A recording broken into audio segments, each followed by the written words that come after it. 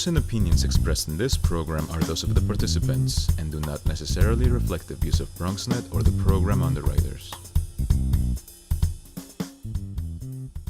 Straight ahead on this edition of Perspectives, we go front and center with a Harlem barbershop that is doing more than just cutting heads. It's cutting into cancer. We'll explain more on this edition of Perspectives with yours truly, Darren Hyman. What's on your mind? Let 'em know. What's on your mind? What's on your mind? Let 'em know. Anything relevant to life, you bring it to the table. Whether you make a move solo or a movement with a stable. No fables, you speak on your decisions. Cause in the long run, it's your voice, your views, your vision. Keeping it real with many messages for you to know. This ain't radio, but DJ runs the show. Entertainment, he rocks it. Politics, he locks it. The host with the most would handle any topic. Don't forget to share your perspective with shines of light. Cause it might make a difference in someone else's life. Make a difference. What's your perspective? Express what's in your heart and your mind. Share your perspective. What's your perspective? Let 'em know. And hello, everyone. Welcome to another edition of Perspectives. I am Darren Hyman. Of course, we thank you for joining us. We are in season 15, and we want to tell you thank you for watching Perspectives and all that you continue to do in terms of supporting us. Every week we try to bring you news, information, people that are out there making a difference. And of course, it's your support that allows us to be able to do that. So want to tell you, stay connected to us. You can hit us up on Facebook, Twitter. You can also hit me up on Facebook on my personal page, Darren C. Hyme. Share some information and find out what I've got going on. And I'll be glad to share news and information with you. Straight ahead on this edition of Perspectives, we introduce you to a barbershop, one that's located in Harlem, New York, one that is making a name for itself, simply not just by cutting heads and cutting hair, but literally by dealing with the issues in the community. And one of those issues are health issues, an issue called cancer. We're pleased to be joined by both Dennis Mitchell Sr. and Dennis Mitchell Jr., and they are both from Denny Mo's Superstar Barbershop in Harlem, New York, and they are here to talk about their upcoming event, Cutting for a Cure, where they will actually have barbers cutting round the clock for putting an end to cancer, raising money for cancer awareness. And Dennis Mitchell Sr., he's wearing the Knicks, you can tell that, you see, Sr. Junior, thank you so much for coming and sharing with us. No problem. No problem. Dennis Mitchell is also known as Denny Mo, so if I say Denny Mo, you'll understand exactly how the show flows, Denny Mo. So, Denny Mo, good to have you, man. Welcome back. Oh, man, great to be back, man. We're here, man. It's another year, and we're cutting for a cure one more again, man. Yeah, well, give us this, because obviously your barbershop is not just a barbershop, but you really are tailored and custom fit to dealing with issues that the community has. Health issues, awareness, voting, all of that. But this premier event, this has become your premier event. Absolutely. Yes, Cutting for a Cure has definitely become the premier event. We do it biannually. We have 12 barbers come from all over the world to cut hair for 48 hours nonstop. Superstar barbers, not just any barbers, you know. Hand-picked, you know, and we bring them out, and they have caring clippers, man. You know what I'm saying? That's why I like to call them caring clippers, you know, because they come out, you know, they don't ask too many questions. They just say, I want to be a part of it, you know. So they come out, and while they're cutting outside of the barbershop, there'd be cancer screening mobiles and align the whole block. We have about 15 different screenings: prostate, colon cancer, breast cancer, high blood pressure, diabetes, cholesterol, everything. You know. And then you get the community that comes out, and if for 48 hours, let's tell the truth, the block is shut down.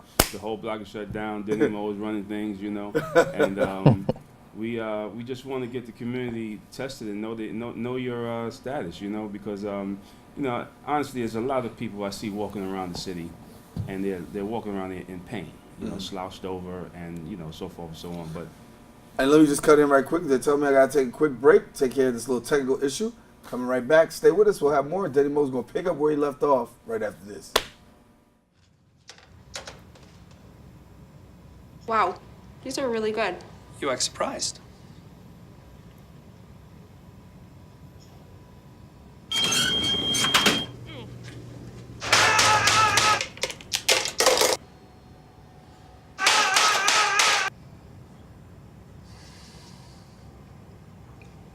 Practice makes perfect. You don't have to be perfect to be a perfect parent. There are thousands of teens in foster care who don't need perfection. They need you.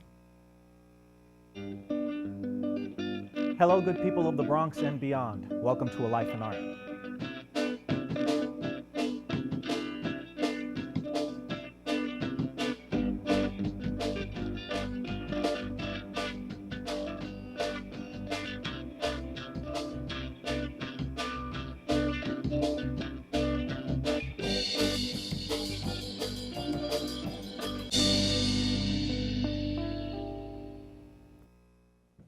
And we are back here on Perspectives talking to Denny Moe Sr. and Dennis Mitchell Jr. about Cutting for a Cure. And we were talking about how the whole block is actually shut down and having the opportunity to get a multitude of screenings right in the community. Absolutely. The block is shut down, like you said, with the screening mobiles, testing you for just about everything, you know. And teamed up with quite a few people, you know, and we have some great community partners, Harlem Hospital, NYU Langone, and a lot, you know, and just to name a few. And we just want to make sure that everybody's taken care of, you know. You kind of grew up in this, finding out about it, and now you're a part of it. Talk to us about what it's like to really be a part of not just the barbershop, but really being able to give back to the community. Well, it's something big. I mean, I grew up in the barbershop since I was a little kid, so I was able to see a lot of things going on. And when my dad started this, it was something that I just thought made sense, you know. I mean, as men, we are very stubborn individuals, so Really? when it comes to things like our health, if we feel good or if we don't feel good, we're not going to go to the doctor. So for 48 hours, you have the access, whether you have insurance, no insurance at all, it doesn't matter. You get the access to see if you're okay and make sure that things are good on your side. You know, you're not just an ordinary barbershop, and, you know, I don't say that, you know, just to be, but really, you know, celebrities come through there. You know, we got some people who've been, you know, coming through your shop for years, and really a buy-in. How do you connect with the celebrity aspect in terms of getting them to buy into coming to the barbershop and really saying, listen, you know what, we want to talk about causes and raise awareness right through this shop? Right. Well, you know, I always say people don't care about how much you know until they know how much you care, you know, and when they find out exactly what's going on and it's a genuine situation that's coming from the heart, they want to be a part of it, man, you know, and it's not a hard sell, you know. We had Ice Cube come in to promote his movie, you know, and they joined the I Hate campaign, you know, and the I Hate campaign is a campaign just letting people basically vent about, you know, diseases that they might have been infected by or affected by, and just, you know, let people know how they feel, you know, because we need to let people know how we feel. We need to share, you know. It's all about sharing. Sharing is caring, and you know, it's just about knowing, you know. Right. And for our viewers who may not know, Ice Cube, of course, is the lead actor in the movie Barbershop, and what's it like to have the lead actor, Ice Cube, come to your have the barbershop come to your barbershop? You know, it's an honor, man, and a privilege to be blessed with his presence. He's such an amazing person, you know. I followed him his whole career, you know, and I reached out to him a few years back to come to one of the Cutting for Cures because of the simple fact that I think that he single-handedly brought back the barbershop, you know, because barbershops, you know, it was just barbershops, you know what I mean? But when he highlighted it in his movie, you know, people got different perspective on barbershop, and they was like, wow, you know, and we live up to it. Right. You know, so we finally got him to come through. Everything come full circle, you know. We finally got him to come through to Denny Moe's barbershop, and he brought the whole crew. Wow. And they all joined the I Hate campaign, which was monumental. You know, it spoke volumes, and a lot of people heard. He posted a few things on the social media and got thousands and thousands of hits, you know, and that was big. Yeah. I tell people all across the country, that's my barbershop, y'all. That's my barbershop. Talk to us about growing up. I mean, obviously you're in your father's footsteps. Right. You're a barber. You're participating now in a lot of stuff that goes on. What's it like for you seeing the barbershop become more than just an actual barbershop? I mean, it's amazing. Growing up as a kid in the barbershop, I never thought that I would be behind the chair cutting hair. So to actually be doing it and giving back to the community is something really, really cool. Seeing that we give back to the community and bring people together is a great thing that I see that the barbershop is doing that many other barbershops are not, you know. And so for you, how long did it take you before you said, I'm in? To cutting hair? Yeah. Well, let me answer that. When he first started out, man, I tell you, You almost fired him? I thought he was gonna put me out of business. You know, but no, he's come a long way, and he's now a premier barber. You know, and it's in his blood. You know, whether he wanted it or not, it's in his blood. If he continues to do it, it's there. If he decides to go off and do something else, he'll still have it in him. You know. I wouldn't let him fire you. Don't worry about it. Yeah, it's not gonna happen. All right, let's go. Down for life, right? Absolutely. Till the wheels fall off. As yeah, we're gonna come back after the break. I'm gonna take a break because I don't want to get into this now, but I want to talk a little bit more about the barbershop being more than just that, and how you're also meeting the needs of people and some of the other events that you got going on. So listen, I got Denny Mo here. Gonna take a quick break talking about Cutting for a Cure, the I Hate campaign. If you don't know about it, we'll explain a little bit more when we return right here on Perspectives. A boy born in Joplin, Missouri was fascinated by anything with wheels and a motor. The odds of him going on to fascinate millions with his talent? 1 in 260,000. The odds of this born racer having 157 career top 10 finishes in NASCAR? 1 in 125 billion.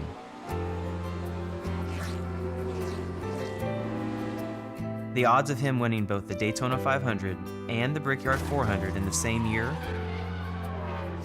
1 in 195 million.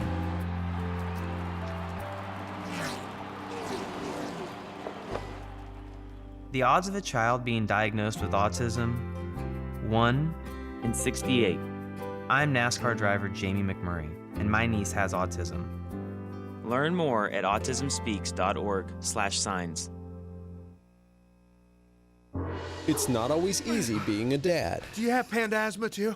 Does that run in the family? This is the home of the most priceless kung fu artifacts. But when you make an effort, Dad, we're not supposed to touch anything. Oh, sorry. Go along, son! it's always worth it.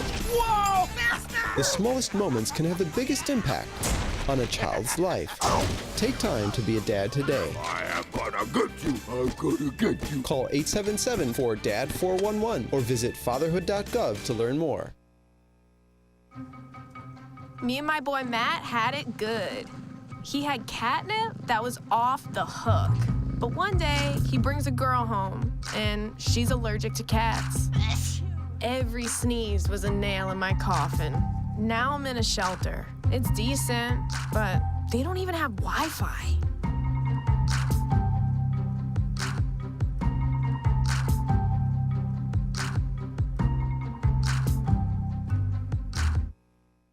Back here, continuing our conversation with Denny Mo and Dennis Mitchell Jr. We're talking about Cutting for a Cure. Denny Mo is the owner of Denny Mo Superstar Barbershop, located in Harlem, New York, and doing more than just cutting hair. As we said, they're having their annual Cutting for a Cure fundraiser awareness, if you will. Fundraiser and raising awareness for cancer research, and then also got a couple other things going on, the I Hate campaign, and has really transcended into being more than just coming to a barbershop, getting a cut and leaving. People are leaving, and they're leaving with information, right, and they're leaving with stuff that, you know, people would say, that doesn't happen in the barbershop. What made you center on just doing more than just cutting hair? Well, when I first opened the barbershop, you know, one of my best clients came and asked me, told me actually, he said, you know, you're a community leader now, right? And I was like, no, not me, you know. But it came natural, and it, you know, I jumped on the bandwagon, man, and just kept on going. And it was easy actually. It's like it was, you know, like breathing. You know, it's something that's needed, and if I can supply it, or, you know, I'm more than, you know, willing to do that, you know. And I, you know, like I said, I saw people, man, you know, we shouldn't have to live half a life, you know what I'm saying? Half a man, half a woman. We should be able to live a full life, and it should be able to do it right here in our community. We shouldn't have to go out to the suburbs and do it, you know? So, you know, it doesn't take much. I have a stage, I have a platform, so I use it. You know? You said to me once, and I'll never forget it, you said the barbershop, you said, this chair right here is my pulpit. This is where I get to talk to people. That's right. You know, my mom used to always tell me, you know, my mother's a minister, so she used to always tell me, you know, you're missing your calling, son, you know? Mm-hmm. And she came to the barbershop and she saw how I functioned behind the barber chair, and she's never said it after that day. Awesome. You know? The barbershop being more than just a barbershop. We know that barbershops have, you know, particular connotations, but the reality is a lot goes on in the barbershop, and the barbershop has a lot of history to it. Absolutely. When I first started working there, you know, obviously he said he thought I was going to put him out of business, but you know, other than learning how to cut, you know, talking to customers, we're more than just a barber to them. So we're the open ear that they can't get anywhere else. I mean, customers tell us more things than they tell their girlfriends, their wives, their best friends. So we're like their counselors, you know, the lawyers, stuff like that. So it's like it's a common ground for people to come to and just let everything out. And that's why we have to know our stuff for real, because they really trust us, and they look to us to, drop their woes on every now and then and get a little advice. Sometimes they don't want advice; they just want to talk, you know. But we're a captive audience, so they have us for at least 30 minutes. That's it. You've had a lot of sensation. You got some YouTube sensation going on. You got several videos that are out there on YouTube. I know you had the one about the relationship, the young white lady and the That's right. Yeah, that's right. If you can remember, Marsha Bonner was here with me last time. She's always been a supporter and a partner of Denny Mo's always, you know, and now she has the Hugs movement, you know, and that's taken off really, really good, and she has a great big presence with social media, and she's our producer for Cutting for a Cure, you know, and she's an amazing person. Talk to us about this. I mean, we saw Ice Cube in some of the pictures. I know Common's been there. We bought the crew. Common was in there. Some of the celebrities that you dealt with, because you deal with everybody. I mean, it's the kind of barbershop that you can get the guy right around the corner, and then yet and still Hollywood comes to your door. Talk about the variety of different people that come through your door. Wow. Well, you know, these guys come to the door through my door because of the simple fact that, you know, I'm genuine and I'm real all the time. I'm the same person all the time, and they know they can rely on me. I've always been reliable, you know.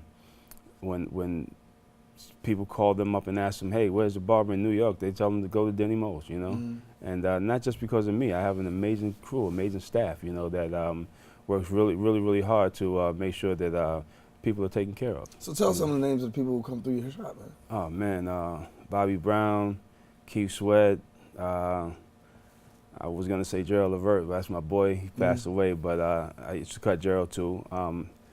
Wow, Carl Banks. Like I said, Marsha Hugs. She's a celebrity now. Yeah. You know? Jesus Christ, man. It's a lot. It's a lot. You know. Who he's forgetting? Jerry Stackhouse. Jerry Stackhouse. It is a lot. Yeah, sometimes you get stuck, don't know where to start, you know? Yeah. But yeah, a lot of celebrities come through, and the sweet thing about it is, man, celebrities, they want grandeur. You know, they always want grandeur. They want the best car, the best house. They want the best of everything, you know? And people wonder why they choose me to go on tours with them and to come to the barbershops, because coming to Denny Mo's or having Denny Mo as your personal barber, it's like having grandeur. You know, you can brag about, I got Denny Mo with me. You know what I'm saying? It's like I got this Murcielago, you know, I just bought this big house in Atlanta, you know. They really treat me like I'm the celebrity, and I'm treating them like they're the celebrity. So it's no real celebrity thing going on when we come together. It's just, you know, two amazing human beings that, you know, that mesh together real good. The man that most of America is still talking about today is Muhammad Ali, and passed away at the age of 74, the greatest of all time, and you had an opportunity to actually work with him. That's right. I worked with Muhammad Ali. I actually worked with him on the security side. You know, I have a little security background, executive protection specialist, and I escorted him to the Joe Frazier's funeral, and we were caught on television caught on the cameras. Somebody snapped it and posted it. So can't go nowhere without somebody posting. Yeah, right. That's one of the only pictures I got with him. I got to work with Joe Frazier too.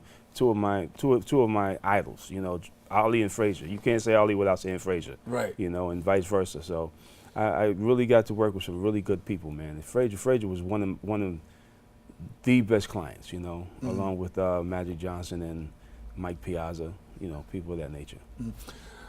So when people come to the shop, obviously they got the opportunity to take part in Cutting for a Cure, and we want you to know that Cutting for a Cure, let's give them the date again. July 15th to the 17th, all day, all night. Free haircuts by the world's top barbers.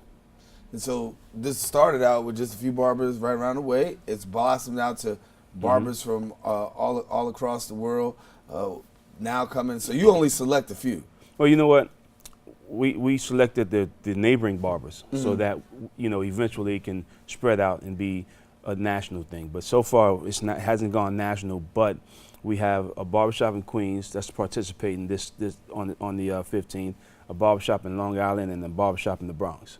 So they're going to be participating in the Cutting for a Cure this year. That they were barbers for the past Cutting for a Cures. You know, and it's going to be amazing. We're going to try to, you know, have it on the TV screen, you know, simulcast, you know, right, where we can see each other, what we're doing, and all that good stuff. So it's going to be real cool. That's awesome. That's awesome. What's it like to be a part of a shop that is just more than just a shop? It's amazing. I mean, you get a lot more attention than you expect, but just seeing people walk past the barbershop and being happy to see your face because, you know, you're giving back to them is something that, you know, hold something real special in my heart. But yeah, it's real cool. Barbering is a career. Obviously, this has been your career. You've made it. This is what you do. Talk to somebody out there who, you know, feels like, oh, barbers, it's not a career, but for you, it's more than that. Yeah, I can honestly say I never worked a day in my life. You know, I've been doing this for 35 years, and it's been a pleasure. You know, for the whole 35, I don't think there's been one time that I've not wanted to do this. You know, I've always, it's what gets me up in the morning, you know. I'm an artist. I love to perform. I love artistry. And when I go to work, you know, I do what I do. I'm on the stage, you know. I show off a little bit, you know. He shows off well. Gonna come back with some final comments from Denny Moe, talking about Cutting for a Cure, the I Hate campaign, and how you can stay connected with them. Being prepared is a part of who you are, but it's especially important in the case of a disaster. Be informed about possible emergencies in your area. Make a plan that covers where you'll go in an emergency. Build a kit with the things you need to survive. There's no one more capable of planning for your situation than you. Start your plan today. Go to ready.gov/myplan. I'm only 17, but I know about investing. Believe in something, buy shares in it, watch it grow. So, what if you could invest in the future? The future of kids, like a stock. Not the kind of stock that's about making money, but a stock for social change. A whole new kind of investment called Better Futures. When you invest, it helps kids go to college. I could be one of the first college graduates from my family, the first philanthropist from my neighborhood. And if I'm the first, then maybe there's a second and a third. Believe in us, invest in us, watch us grow. My name is Sydney, and I'm your dividend.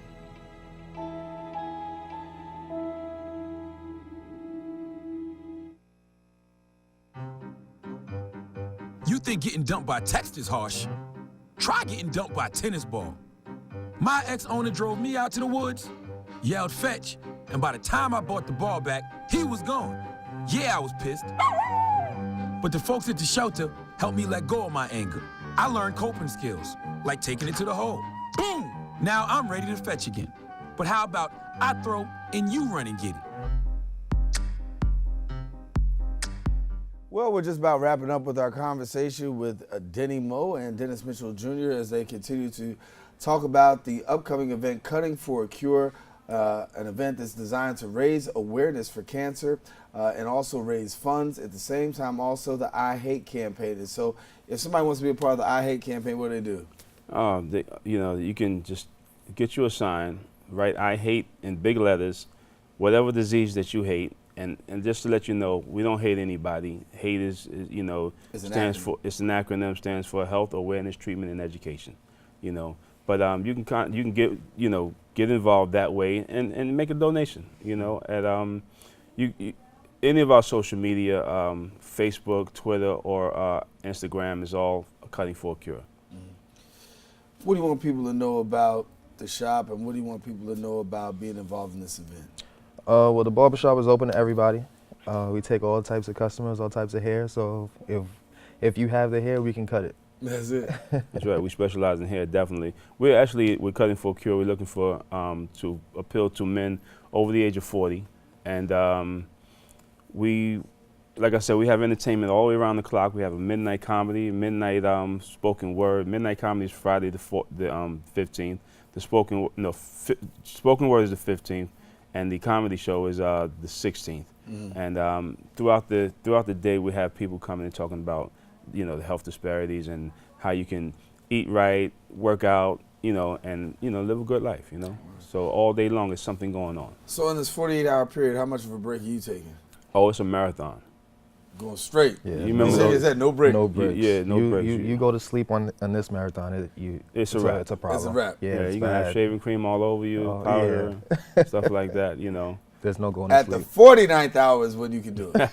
But 48? Yeah, 48. We got to be up and at 'em, man. All right, we're gonna call Denny Moe's Cutting for a Cure the next 48. That's what we're gonna call it. Thanks a lot, gentlemen. Dennis Mitchell Sr., Dennis Mitchell Jr., preferably known as Denny Moe, from Denny Moe's Superstar Barbershop in Harlem, talking about Cutting for a Cure, the I Hate campaign, and really the importance of having a barbershop in the community, and not just being a barbershop, but also being what's called a community center. Thank you guys for coming and sharing with us. Thank you for having us. All righty, well, that about wraps it up for this edition of Perspectives. I am Darren Jaime. Of course, we want you to stay connected to us. Until the next time we meet, stay safe.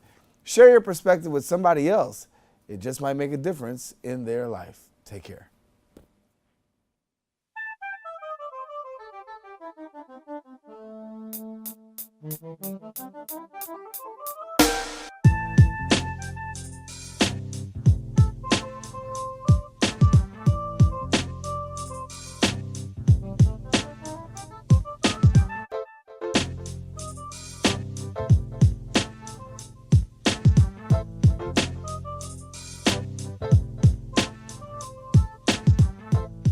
Morning, Gary.